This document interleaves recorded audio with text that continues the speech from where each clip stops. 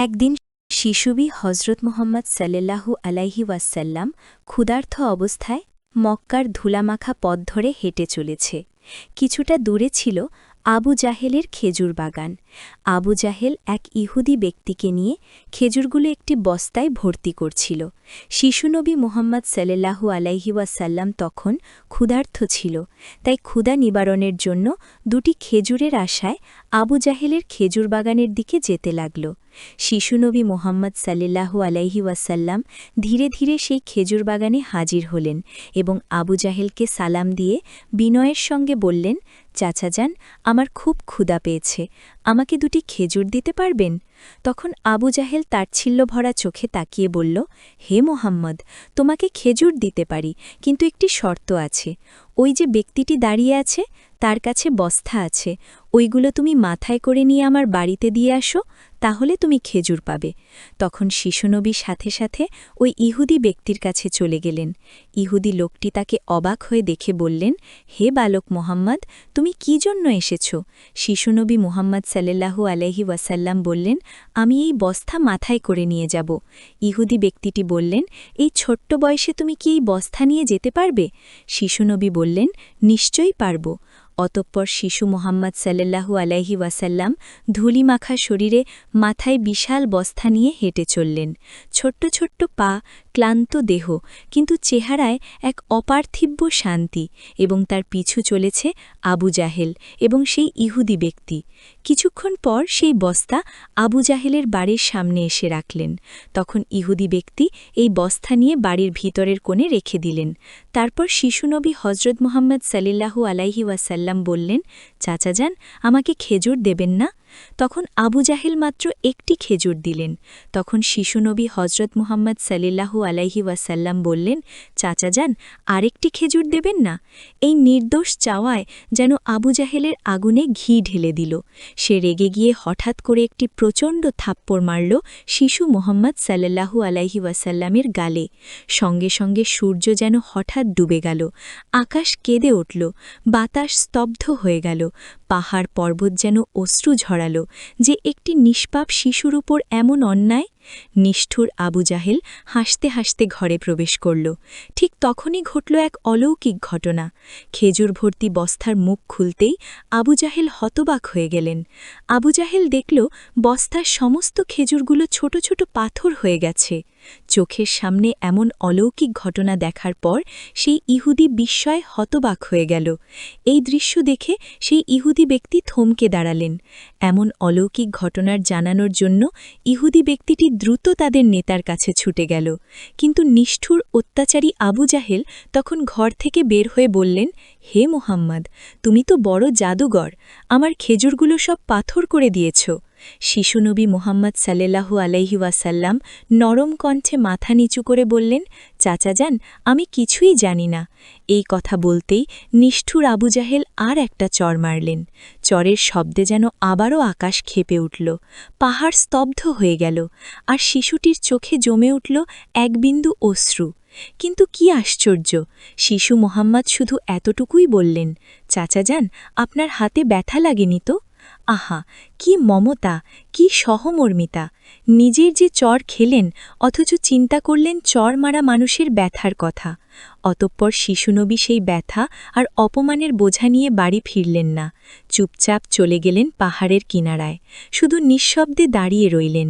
এই ঘটনা দেখে গাছগুলো, পাহাড়গুলো বলতে লাগল, আহ, আফসোস, যাকে না সৃষ্টি করলে এই জমিন, এই আসমান, এই পৃথিবী কিছুই সৃষ্টি হতো না, সেই মহান নবী আজ ক্ষুধার্ত, অপমানিত, অবহেলিত। কিন্তু তবুও পাষাণ্য আবু জাহেলের হৃদয় এতটুকুও কাঁপল না, এক বিন্দু অনুতাপও তার চোখে এলো না। এদিকে সেই ইহুদি ব্যক্তিটি তাদের নেতার কাছে এসে বলল, আজ এমন এক ঘটনা দেখেছি যা কল্পনাকেও হার মানায়। আবদুল্লার পুত্র শিশু মোহাম্মদের এমন ক্ষমতা আছে যা দুনিয়ার কারও নেই। তাকে একটা চর মারলে খেজুর সব পাথর হয়ে যায়। আচ্ছা, আপনি কি বলতে পারবেন এটা কি জাদু না অলৌকিক ক্ষমতা? তখন তাদের নেতা বললেন, আমরাও শুনেছি আমাদের ধর্মগ্রন্থে নাকি মোহাম্মদের নাম আছে। সে হবে শ্রেষ্ঠ নবী এবং শেষ নবী। তবে তিনি কি এই মোহাম্মদ? এটা জানার জন্য আমাদের ধর্মগুরুর সান্নিধ্য প্রয়োজন। যদি এটা সত্য হয় তবে তাকে আমরা বাঁচাতে দেব না, এই পৃথিবী থেকে সরিয়ে দেব। তোমরাও যাও, আমাদের ধর্মগুরুর কানে এটি পৌঁছে দাও। তখন সেই ইহুদি ব্যক্তিটি আবারও আবু জাহেলের বাড়ির দিকে রওনা হলেন। যেতে যেতে সেই খেজুর বাগানের কাছে উপস্থিত হয়ে দেখলেন সমস্ত খেজুর গাছের খেজুর নেই, সব একেবারে পাথর হয়ে গেছে। এটা দেখে সেই ইহুদি ব্যক্তিটি হতভম্ব হয়ে গেলেন। তিনি আর এক মুহূর্ত দাঁড়ালেন না, খুব দ্রুত আবু জাহেলের বাড়ির দিকে রওনা হলেন। আবু জাহেলের বাড়িতে এসে বললেন, ভাই, আপনার খেজুর বাগানের সমস্ত খেজুরগুলো তো পাথরে পরিণত হয়ে গেছে। এখন এটাকে যদি ফিরিয়ে আনতে না পারেন তাহলে অনেক টাকা ক্ষতি হয়ে যাবে। এটাকে ফেরানোর একমাত্র পথ হল শিশু মুহাম্মাদের কাছে ক্ষমা চাওয়া। কিন্তু আবু জাহেল ক্ষমা চাওয়ার পাত্র ছিল না, সে ছিল নিষ্ঠুর এবং অতি চালাক। তাই সে চালাকি করেই বলল, ঠিক আছে, চলো আমরা মুহাম্মাদের বাড়িতে গিয়ে দেখি। এই বলে তারা শিশু মুহাম্মদ সাল্লাল্লাহু আলাইহি ওয়াসাল্লামের বাড়ির দিকে রওনা হলেন। শিশু মুহাম্মদ সাল্লাল্লাহু আলাইহি ওয়াসাল্লাম থাকতেন চাচা আবু তালেবের সঙ্গে। চাচা আবু তালেব তখন ঘরে একা। কিছুক্ষণের মধ্যেই আবু জাহেল এসে হাজির হয়ে বললেন, হে আবু তালেব, শিশু মুহাম্মদ কোথা থেকে এমন জাদু শিখেছে? সে তো বড় জাদুকর, সে আমার খেজুরগুলো সব পাথর করে দিয়েছে। কোথায় গিয়েছে? তুমি কি খবর রাখো? তাকে তো খুঁজে পাওয়া যাচ্ছে না। দেখো, কোনো পাহাড়ের কিনারায় জঙ্গলের বাঘ ভাল্লুকে খেয়ে নিয়েছে কিনা। এই কথা শোনা মাত্রই চাচা আবু তালেব আর দেরি করলেন না, শিশু নবীকে খুঁজতে বার হলেন। এদিকে শিশু নবী হজরত মুহাম্মদ সাল্লাল্লাহু আলাইহি ওয়াসাল্লাম পাহাড়ের কিনারায় বসে কাঁদছে আর বলছে, আজ যদি আমার মা বাবা বেঁচে থাকত, আমার সাথে কেউ এরূপ ব্যবহার করতে পারত না। আমি আজ বড় একা। শিশু নবীর কান্না দেখে জঙ্গলের বাঘ, ভাল্লুক, হরিণ সেখানে আসলেন। সেই ব্যথায় ব্যতীত হয়ে তারাও যেন কাঁদছে আর বলছে, ইয়া রাসূলাল্লাহ, রহমতুল্লিল আলামিন, এই চর যেন আমাদের লেগেছে। ইয়া রাসূলাল্লাহ, তুমি আর কেঁদো না, এই কান্না আমরা সহ্য করতে পারছি না। অতঃপর কিছুক্ষণের মধ্যেই চাচা আবু তালেব সেখানে হাজির হলেন। এটা দেখার পর তিনি আর কিছুই বললেন না, একেবারেই অবাক হয়ে গেল। তখন চাচা আবু তালেব সান্ত্বনা দিয়ে বললেন, তোমাকে এমন কষ্ট দিল আমি তো আছি, আমি বেঁচে থাকতে কেউ তোমাকে আঘাত করতে পারবে না। অতঃপর শিশু নবীকে নিয়ে চাচা আবু তালেব বাড়িতে চলে এলেন। সেই রাতেই চাচা আবু তালেব আবু জাহেলের বাড়িতে গিয়ে বললেন, তুমি তাকে জাদুকর বলছো, অথচ সে তো কিছুই চায়নি, সে তো তোমার খেজুর নেয়নি, তোমার বিরুদ্ধে কিছু বলেনি। এই শিশুর চোখে যে অশ্রু ঝরেছে, সেই অশ্রু একদিন পাহাড়ও গলিয়ে দেবে। এই কথা বলে তিনি সেখান থেকে চলে আসলেন। এই কথা শুনে আবু জাহেল কোনো জবাব দিল না, কারণ এই শিশুর মধ্যে এমন কিছু ছিল যা সে অনুভব করতে পারছিল না। আসলে আবু জাহেল ছিল মিথ্যাবাদী এবং অত্যাচারী। সেই রাতে মক্কার আকাশে এক উজ্জ্বল আলো দেখা গেল। সবাই ভাবল বুঝি কোনো তারা পড়েছে। ফেরেশতারা একে একে নেমে আসলো। এক ফেরেশতা আরেক ফেরেশতাকে বলল, এই শিশুর চোখে পানি দিয়ে একদিন মহা কিতাব নাজিল হবে। এই শিশু হবে শ্রেষ্ঠ মানব তথা শ্রেষ্ঠ নবী, যা সমগ্র বিশ্ববাসীর জন্য রহমতস্বরূপ। এদিকে ইহুদি কাফেররা এই অলৌকিক ঘটনা শোনার পর নবীজিকে হত্যা করার জন্য ষড়যন্ত্র লিপ্ত হয়ে যায়, কেননা তারা চেয়েছিল যে শেষ নবী তাদের বংশের মধ্যে জন্ম হোক, কিন্তু তা হয়নি। তাদের মধ্যেও একজন ইহুদি তাদের ধর্মগুরুর কাছে গিয়ে সমস্ত ঘটনা খুলে বললেন। তখন তাদের ধর্মগুরু বললেন, আমি চিনেছি তাকে, সে সেই নবী যার বর্ণনা আমাদের কিতাবে আছে।